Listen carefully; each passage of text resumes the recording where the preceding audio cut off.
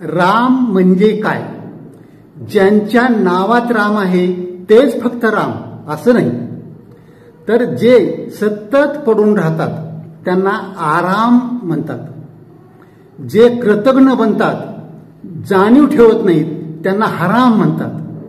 जे आयुष्याच्या शेवटाच्या जवळ आलेले असतात ते हे राम म्हणतात.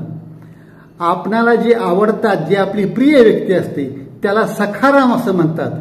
आपल्या हृदयात जे कायमचे घर करून बसलेले असतात त्यांना आत्माराम असं म्हणतात.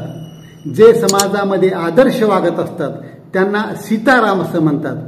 जे अध्यात्म, भगवंत याची खरी जाणीव, मूळ स्वरूप अध्यात्माचं दाखवून देतात त्यांना तुकाराम असं म्हणतात. आणि आपणाला पहाटे पहाटे जो उठवतो त्याला आलराम असं म्हणतात. आणि हा राम ज्यांना कळला त्यांना रामचा राम राम म्हणतात.